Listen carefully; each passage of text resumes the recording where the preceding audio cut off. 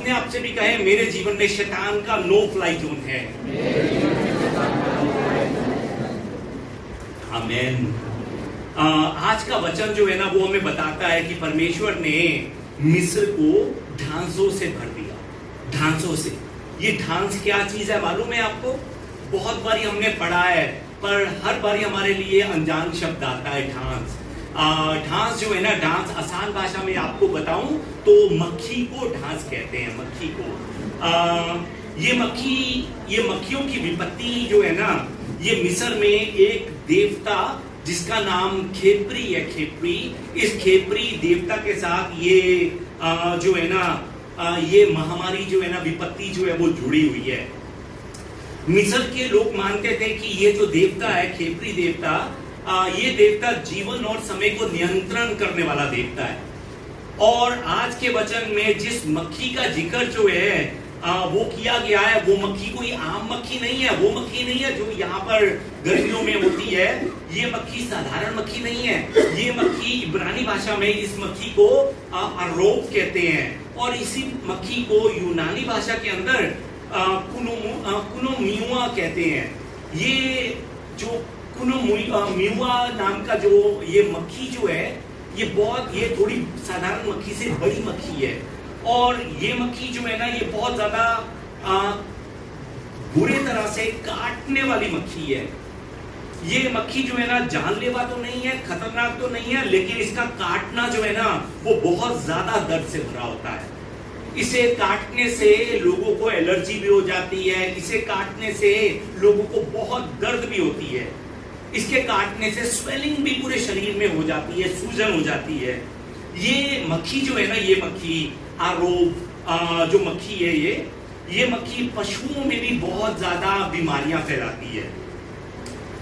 परमेश्वर इस विपत्ति के द्वारा जो है ना, इस मक्खियों की विपत्ति के द्वारा मिस्रियों को ये बताना चाहता था कि खेपरी नाम का कोई भी देवता इस संसार में नहीं है, इसीलिए वो भी तुम्हें नहीं बचा सकता। अगर तुम्हें लगता है कि वो खेपरी तुम्हें इस मक्खियों की विपत्ति से, महामारी से बचा लेगा, तो तुम्हारी बिल्कुल ये गलत फैमिली है। वो तुम्हें नहीं बचा सकता। केवल एक ही परमेश्वर इस सृष्टि पर है, एक ही सच्चा और सर्वशक्तिमान परमेश्वर इस सृष्टि पर है, और वो परमेश्वर और कोई दूसरा नहीं, वो परमेश्वर मैं हूं। ये परमेश्वर उन लोगों को इन विपत्तियों के द्वारा बताना चाहते हैं। अब अगर इन बातों को आपने ध्यान में रखकर, जो अभी मैंने बताई, अगर इन बातों को ध्यान में रखकर आज का वचन अगर आप सुनेंगे तो आपको आज का वचन बहुत ही आसानी से समझ आ पाएगा। वचन में आगे बढ़ने से पहले हमारे साथ वाले को कहे, उठ जा, समय हो गया है। मुझे लगता है कि बहुत थके हुए हैं, या तो आपको भूख लगी हुई है या गर्मी के कारण आप मारे हुए थके हुए हैं। मैंने बचपन में एक एडवर्टाइजमेंट मैंने देखी थी। जब मैं छोटा था तो टीवी में एक एडवर्टाइजमेंट आती थी, ये बेचारा काम के बोझ का मारा, इसे चाहिए हमदर्द का टॉनिक सिनकारा। और वो पीने के बाद जो है ना, अचानक से उसमें जोर आ जाता था। हमारा सिनकारा परमेश्वर का वचन है। थोड़ा जोर से, थोड़े उम्मीद से बैठिए, निराश होकर मत बैठिए। हमें संसार का सिनकारा नहीं, हमें परमेश्वर का वचन चाहिए, और वो वचन लेने का समय हो चुका है। हालेलुया। तैयार है वचन को सुनने के लिए? तैयार है? या अभी भी गर्मी से परेशान है? सच में आपसे ज्यादा गर्मी मुझे लग रही होगी शायद जो है।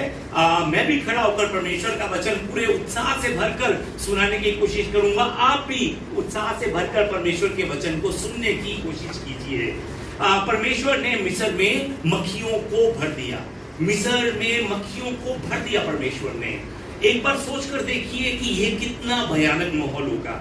हर जगह पर मक्खियां ही मक्खियां थी।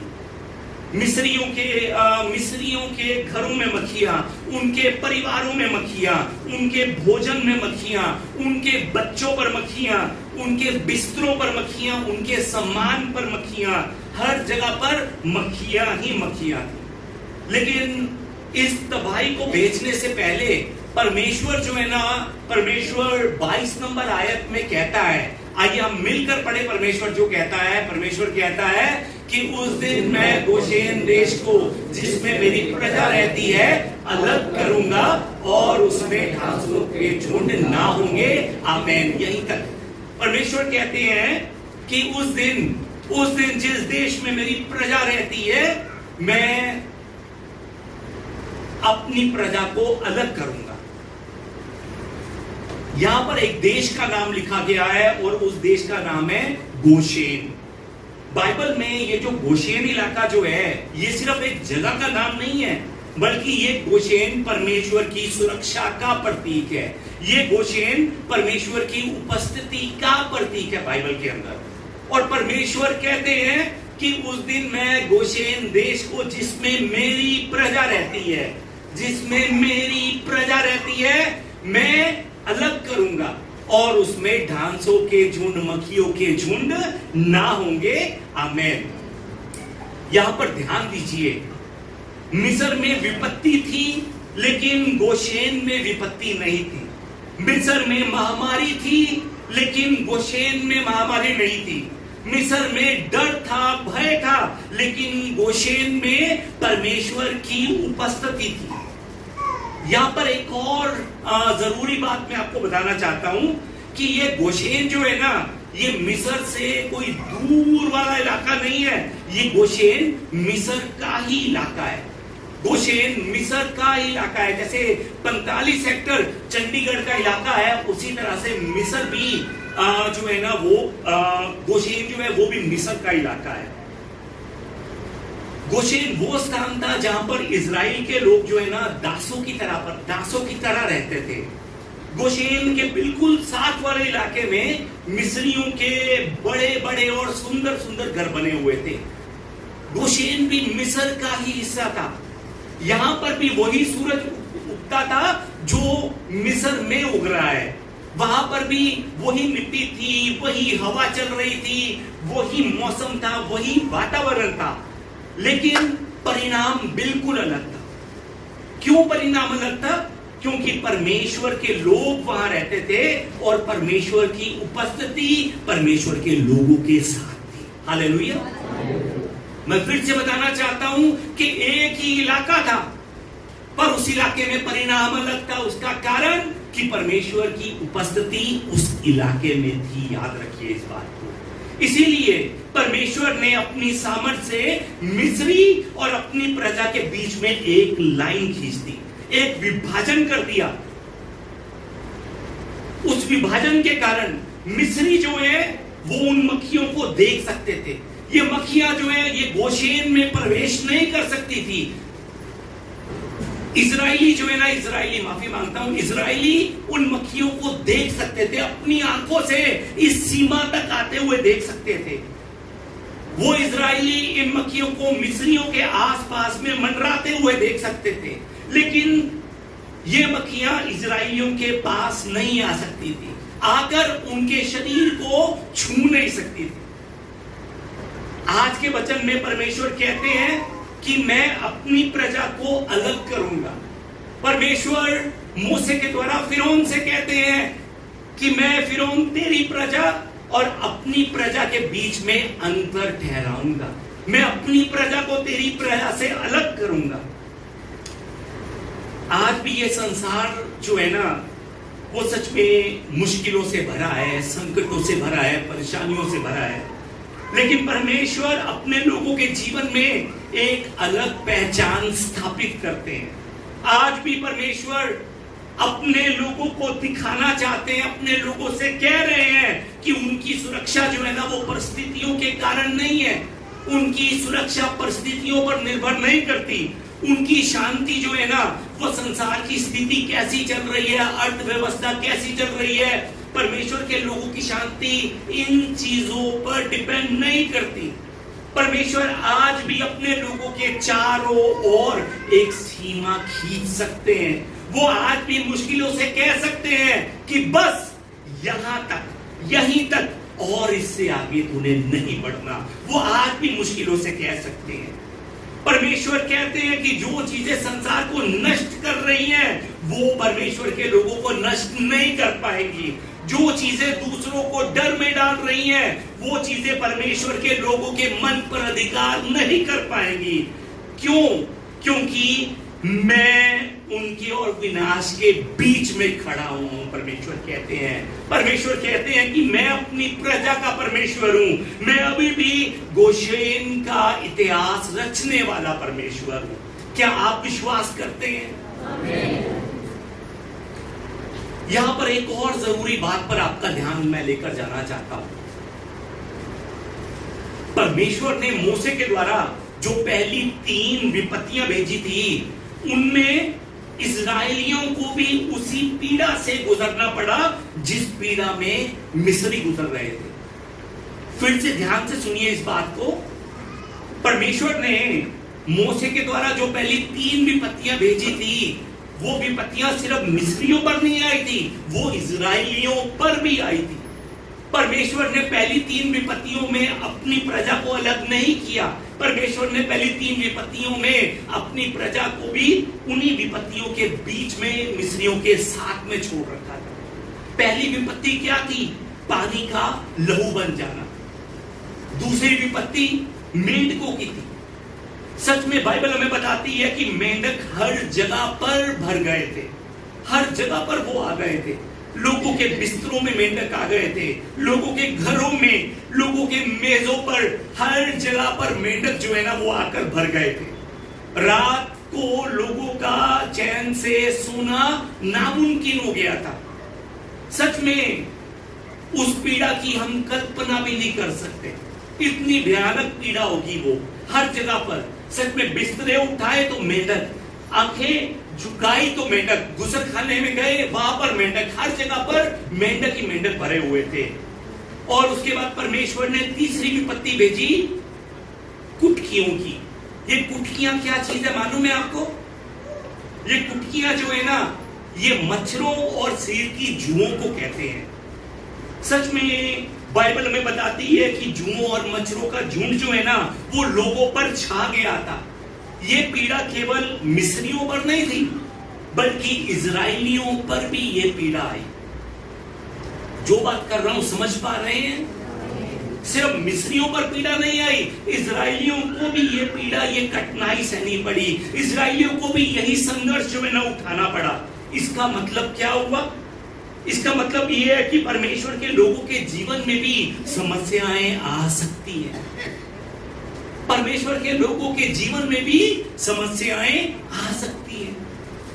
कभी कभी हम सोचते हैं कि यदि परमेश्वर मुझसे प्रेम करता है तो मेरे जीवन में ये संकट क्यों आया है। कभी कभी हम ऐसी बातें अपने मन में लेकर आ सकते हैं, लेकिन याद रखिए बाइबल हमें बताती है कि इजराइलियों पर भी विपत्ति आई। इजराइलियों को भी विपत्ति से गुजरना पड़ा, इजराइलियों को भी कष्ट सहना पड़ा, उन्हें भी दुखों से निकलना पड़ा। विश्वासी होने का अर्थ ये नहीं है कि हमारी कभी भी परीक्षा नहीं हो, कभी दुख और परेशानी हमारे जीवन में नहीं आएंगे, हमारे करीब नहीं आएंगे। विश्वासी होने का अर्थ ये नहीं है। बाइबल हमें बताती है कि अय्यूब को भी परीक्षा से गुजरना पड़ा। बाइबल हमें बताती है कि दाऊद को भी दुख सहना पड़ा।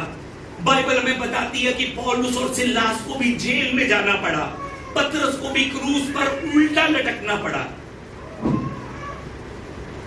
लेकिन विश्वासियों और संसार के लोगों में एक बहुत बड़ा अंतर है, बहुत बड़ा। और वो अंतर ये है कि संसार के लोग संकट के समय अकेले होते हैं, अकेले, उनका कोई साथ देने वाला नहीं होता।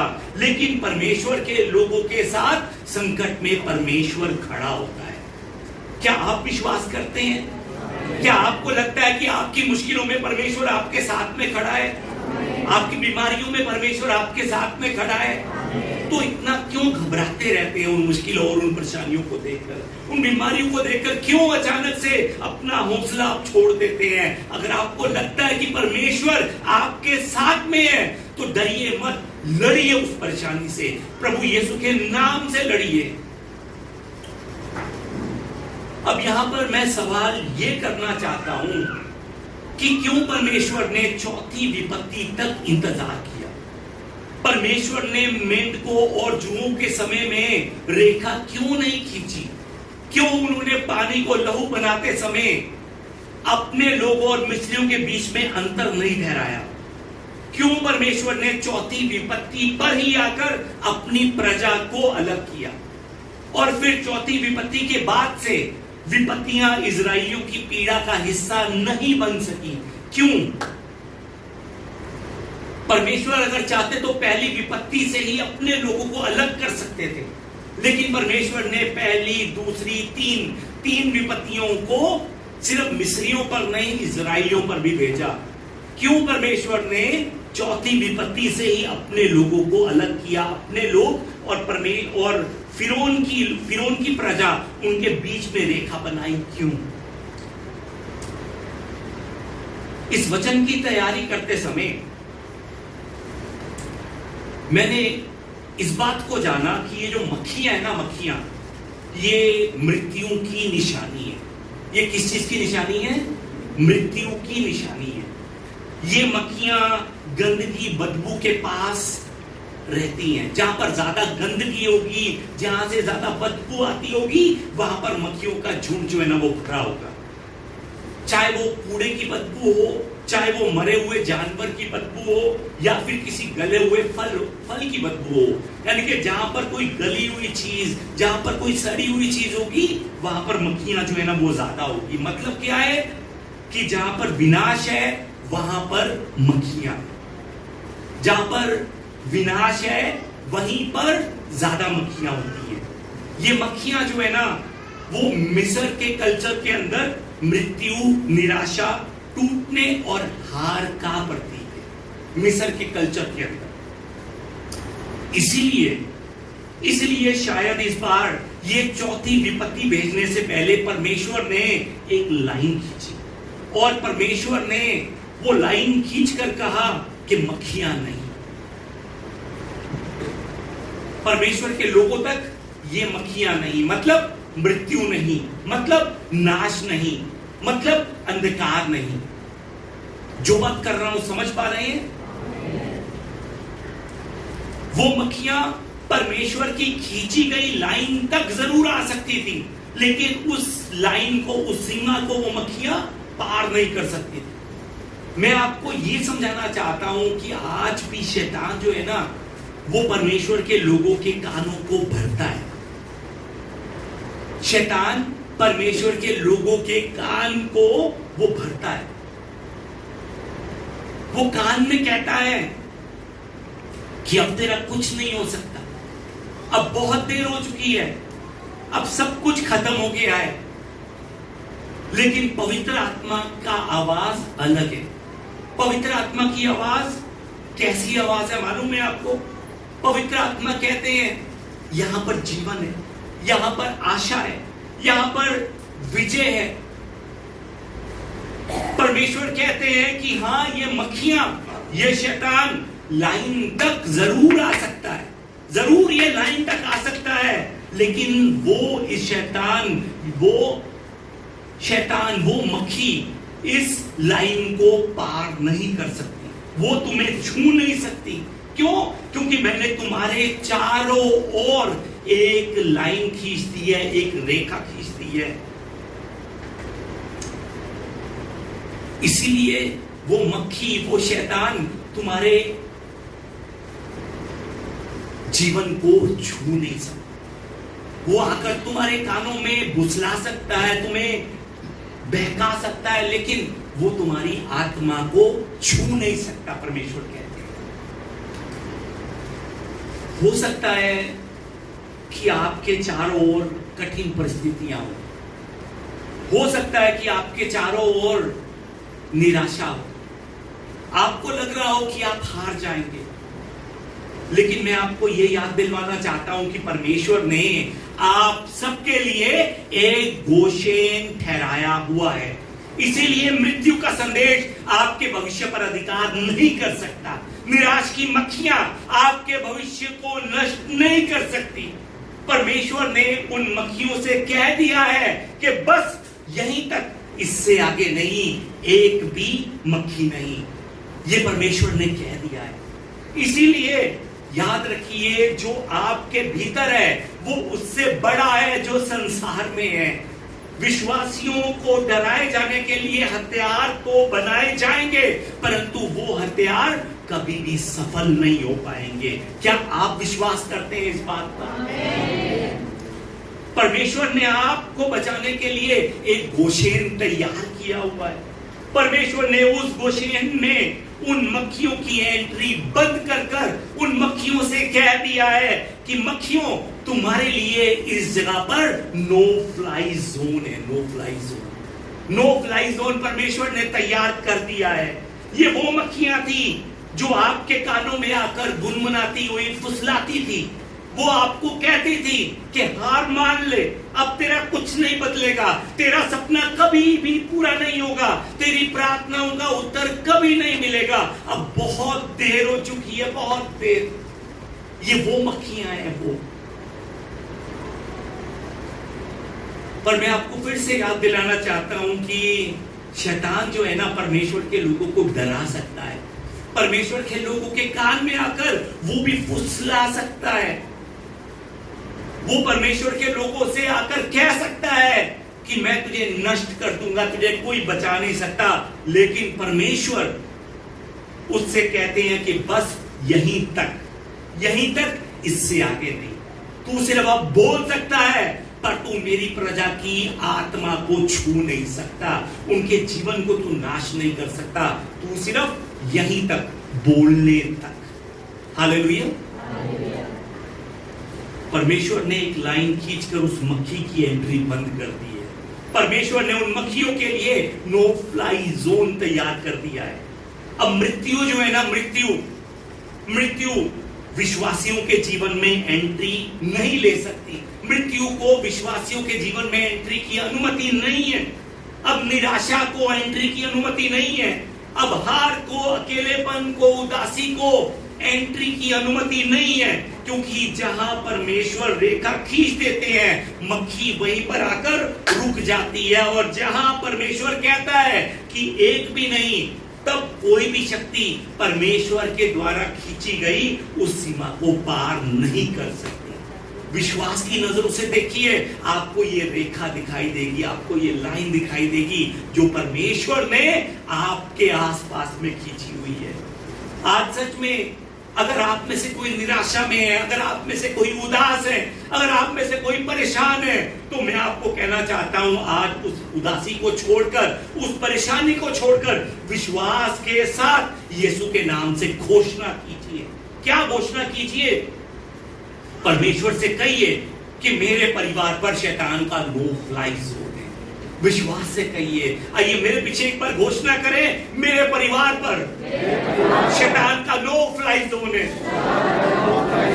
मेरे विवाह पर शैतान का नो फ्लाई जोन है।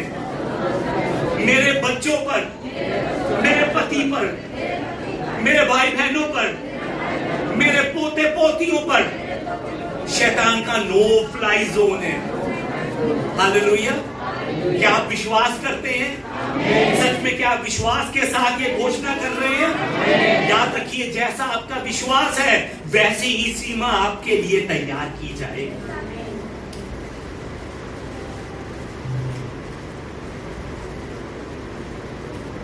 कभी कभी हालातों को देखकर विश्वास करना मुश्किल भी हो सकता है, खासकर तब जब आप अपनी आंखों से देखते हैं कि शैतान जो है वो आपको और आपके परिवार की पीढ़ियों को नष्ट करने के लिए पूरा जोर लगा रहा है, पूरा जोर। जब आपको लगे कि सच में शैतान पूरा जोर लगा रहा है, तो ऐसे समय में आप भी शांति से बैठे मत रहिए। आप भी आत्मा में उठकर, खड़े होकर शैतान से कहिए कि शैतान बस रुक जा।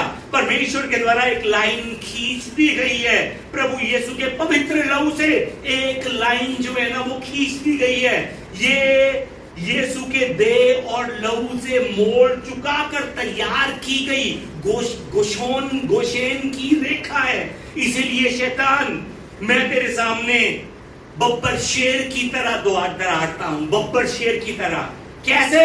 जिस तरह से इस फोटो के अंदर ये बब्बर शेर दौड़ रहा है ना, शैतान के सामने आप भी उस बब्बर शेर की तरह दहाड़िए और उसके सामने जाकर घोषणा कीजिए कि कोई भी हथियार जो मेरे विरुद्ध बनाया गया है वो सफल नहीं होगा। मेरा परिवार परमेश्वर का परिवार है, मेरे बच्चे परमेश्वर के बच्चे हैं, मेरे आने वाली पीढ़ियां परमेश्वर की पीढ़ियां हैं। बब्बर शेर की तरह घोषणा कीजिए, चूहे की तरह डर डर कर मत जिए, बब्बर शेर की तरह, यहूदा के शेर की तरह घोषणा कीजिए परमेश्वर के सामने आकर। जब आप बीमारी में होते हैं तो शैतान आपके कानों में आकर फुसफुसा सकता है, वो आपसे कह सकता है कि तेरा कुछ नहीं होगा, तू ठीक नहीं होगा, अब तू बूढ़ा होता चला जा रहा है, तू दिन ब दिन कमजोर होता चला जा रहा है, तेरी ताकत दिन ब दिन कम होती चली जा रही है। शैतान आपके कानों में आकर आपकी कमजोरी से लेकर बात करेगा, आपकी कमजोरी को पकड़कर बात करेगा। बाइबल हमें बताती है कि हमेशा शैतान ने मनुष्य की कमजोरी को पकड़कर बात की है। ऐसे समय में शैतान से परमेश्वर के बब्बर शेर की तरह दहाड़ते हुए कहिए कि तू शैतान मेरे शरीर को छू नहीं सकता, क्योंकि परमेश्वर ने मेरे आसपास यीशु के लहू के द्वारा एक रेखा खींच दी है और उस लाइन पर तेरे लिए लिखा है। तेरे लिए क्या लिखा है? No fly zone. तेरी एंट्री बंद है शैतान, तेरी एंट्री बंद है। शैतान से दहाड़ते हुए कहिए कि हाँ मैं जानता हूं कि मेरी उम्र दिन ब दिन बढ़ती जा रही है, मैं जानता हूं कि मेरा शरीर कमजोर होता जा रहा है, लेकिन मैं ये भी जानता हूं कि परमेश्वर का वचन मेरे लिए ये कहता है कि धर्मियों की चाल उस चमकती हुई ज्योति के समान है जिसका प्रकाश दोपहर तक अधिक अधिक अधिक अधिक और ज्यादा बढ़ता रहता है। शैतान से घोषणा करते हुए ये कहिए, बब्बर शेर की तरह शैतान के सामने जाकर शैतान से कहिए कि मैं अपने जीवन में गिरावट को नहीं, वृद्धि को देखूंगा। मैं उसके सामने कहिए जाकर कि मैं हार की नहीं, मैं जीत की घोषणा तेरे सामने करने के लिए आया हूं। मैं मृत्यु की नहीं, मैं जीवन को देखूंगा। मैं अंधकार को नहीं, मैं प्रकाश को देखूंगा। मैं विनाश को नहीं, मैं पूर्ण स्थापना को देखूंगा। इसलिए मैं उसकी घोषणा करने के लिए आया हूं। बब्बर शेर की तरह दहाड़ते हुए कहिए, दहाड़ते हुए। आपको शैतान से डरने की जरूरत नहीं है, वो सिर्फ आपको डरा सकता है, पर अब कुछ नहीं कर सकता, कुछ नहीं कर सकता। याद रखिए कि मिस्र बहुत बड़ा था, लेकिन मेरा और आपका परमेश्वर उस मिस्र से भी करोड़ों गुना बड़ा था। विपत्तियां बहुत बड़ी थी, लेकिन परमेश्वर उन विपत्तियों से भी बड़ा था। फिरौन राजा ताकतवर था, लेकिन परमेश्वर फिरौन राजा से भी खरबों गुना ज्यादा सामर्थी था, ताकतवर था। आज भी वो परमेश्वर जिसने गोशेन में इतिहास रचाया था, वो परमेश्वर आपके जीवन में भी इतिहास रचाने वाला परमेश्वर है। वो आज भी रचा रहा है। वो आपके जीवन की किताब हर रोज लिख रहा है, हर रोज एक नया पन्ना लिख रहा है। पर उस पन्ने में जो शब्द लिखे जाएंगे, उस पेज में जो शब्द लिखे जाएंगे, वो कौन से शब्द होंगे मालूम है आपको? जो आपके विश्वास के शब्द है वो लिखे जाएंगे। जो आप अपने मुंह से बोल रहे हैं वो लिखे जाएंगे। जो बातें आप कर रहे हैं वो लिखी जाएंगी। अगर आप हर रोज बब्बर शेर की तरह शैतान के सामने जाकर दहाड़ रहे हैं तो वो दहाड़ने की बातें लिखी जाएंगी, वो घोषणाएं लिखी जाएंगी। पर अगर आप डर कर बैठे हैं तो परमेश्वर अगर लिखना भी चाहे तब भी लिख नहीं पाएगा। आज से सच में आपको घबराने की जरूरत नहीं है, आपको विश्वास में रहने की जरूरत है। विश्वास में रहकर घोषणाएं करते हुए कहिए कि मेरा भविष्य परिस्थितियां नहीं लिखेंगी, मेरा भविष्य हालात नहीं लिखेंगे, मेरा इतिहास लोग नहीं लिखेंगे, मेरा इतिहास गोशेन का इतिहास रचने वाला परमेश्वर जो है ना वो लिखेगा। अंत में एक बात और आपसे करना चाहता हूं। परमेश्वर ने बाइबल में कहीं पर भी ये नहीं लिखा, गोशेन के बारे में भी बताते समय परमेश्वर ने कहीं पर भी ये नहीं लिखा कि गोशेन सुरक्षित है। ये नहीं लिखा परमेश्वर। क्यों ये नहीं लिखा? अगर परमेश्वर ये लिख देते कि वो इलाका सुरक्षित है, वो गोशेन सुरक्षित है, तो सब लोग उस इलाके में घुसने की कोशिश करते। परमेश्वर ने ये नहीं कहा कि वो गोशेन सुरक्षित है, बल्कि परमेश्वर ने ये कहा कि गोशेन में मेरी प्रजा सुरक्षित है। गोशेन में मेरी प्रजा सुरक्षित है। क्या मतलब बना इसका? परमेश्वर आज भी अपने लोगों के लिए गोशेन तैयार करता है। ये गोशेन किसी स्थान का नाम नहीं है।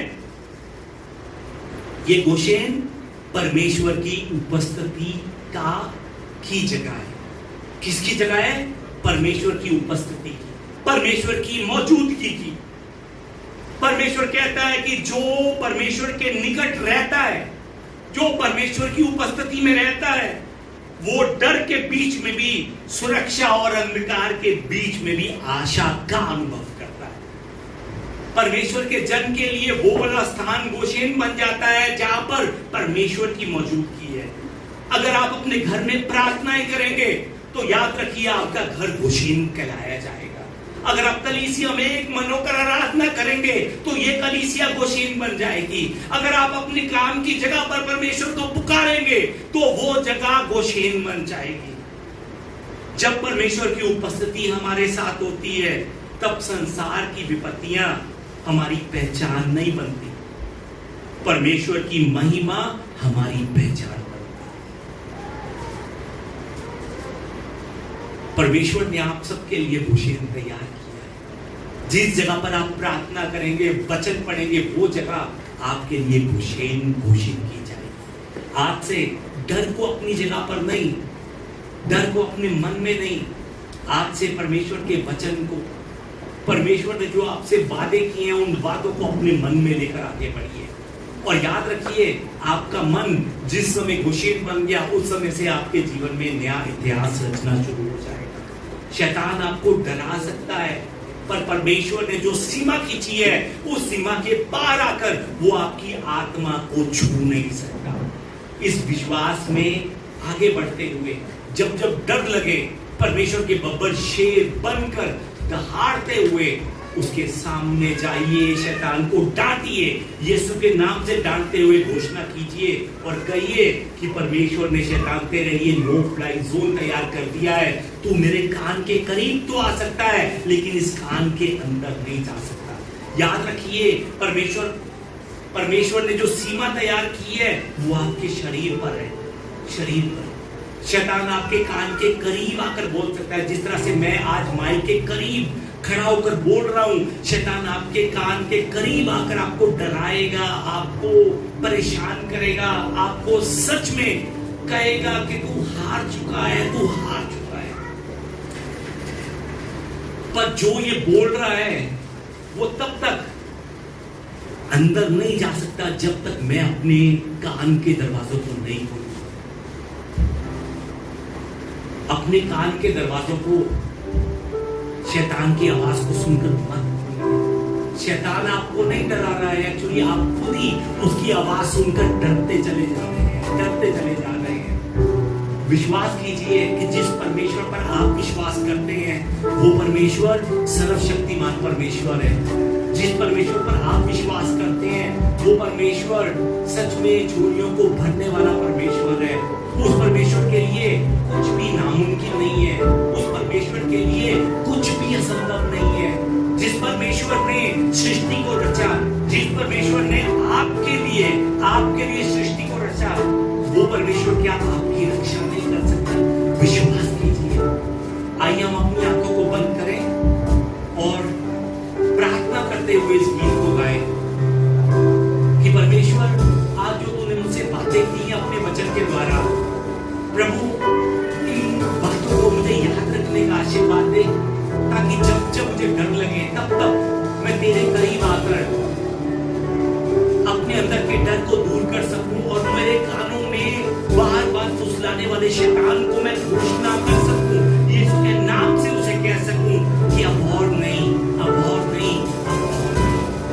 आइए उस सृष्टि के रचयिता के पास चलकर हम उसकी महिमा में प्रार्थना करते हुए, गीत गाते हुए आगे बढ़े और उससे कहे,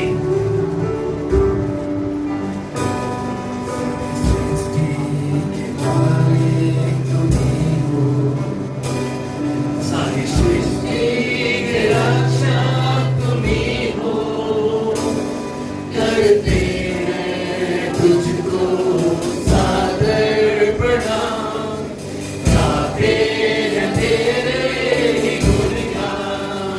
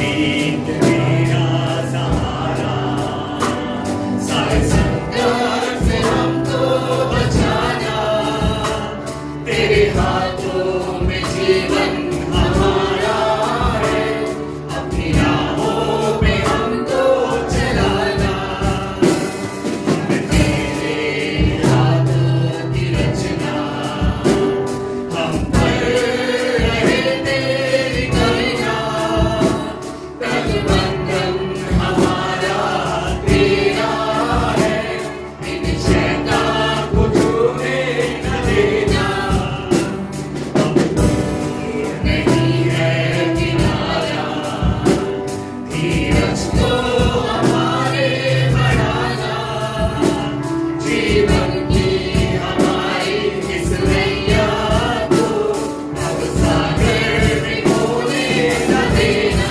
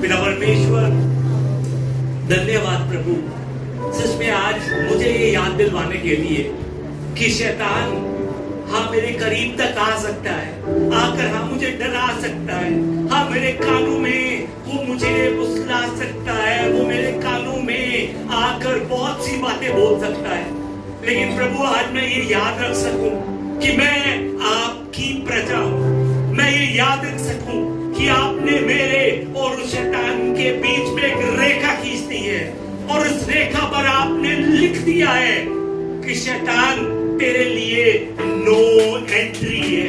पिता परमेश्वर हमारी मदद कीजिए, आज से शैतान जब जब आकर हमें डराए, जब जब आकर हमें परेशान करे, हम प्रभु आपके बब्बर शेर की तरह दहाड़ते हुए घोषणा कर सके, हम उसे कह सके कि मेरे परिवार पर शैतान तेरा नो फ्लाई जोन है, मेरे विवाह पर शैतान तेरा नो फ्लाई जोन है, मेरे बच्चों पर, मेरे पति पर, मेरे पोते पोतियों पर, मेरे काम पर, मेरी आत्मा पर शैतान तेरा नो फ्लाई जोन है।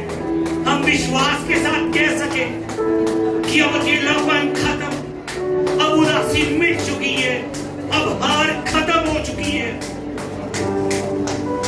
पिता परमेश्वर हमें आशीर्वाद दीजिए कि सच में हम आपके बब्बर शेर की तरह दहाड़ना सीख सके प्रभु।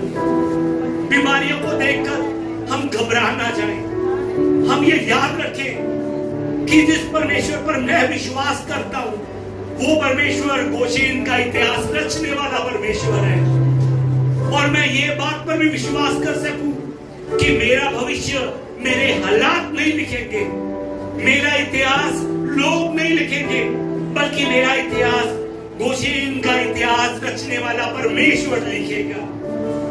प्रभु हर समय मुझे अपनी उपस्थिति में खड़ा होना सिखाइए, हर समय मुझे लगातार प्रार्थना करना सिखाइए, हर समय मुझे वचनों को अपने मन में लेकर चलना सिखाइए, मनन करना सिखाइए।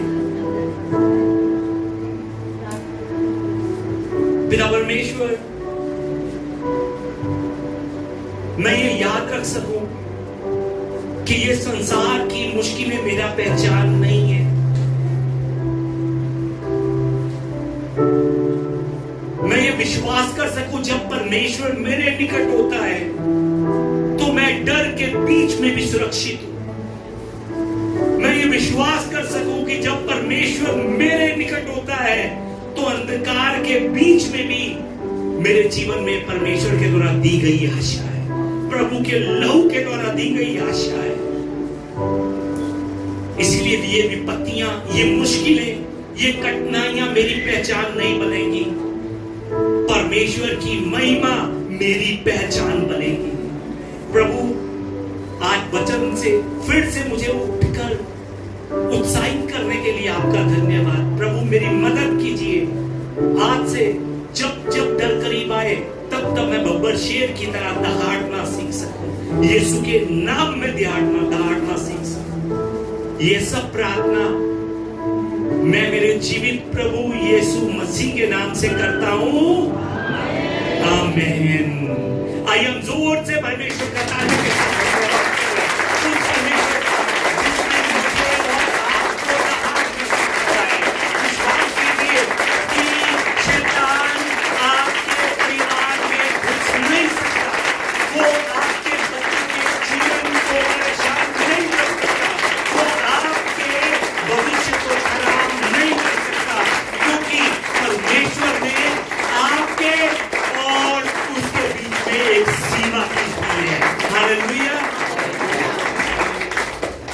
आइए इस समय मिलकर उस परमेश्वर का हम धन्यवाद करते हुए प्रार्थना करें जिसने मेरे और शैतान के बीच में एक सीमा खींच दी है।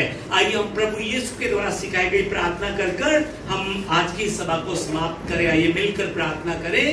हे हमारे पिता, आप जो स्वर्ग में हैं, आपका नाम पवित्र माना जाए, आपका राज्य आए, आपकी इच्छा जैसे स्वर्ग में पूरी होती है वैसे पृथ्वी पर भी हो।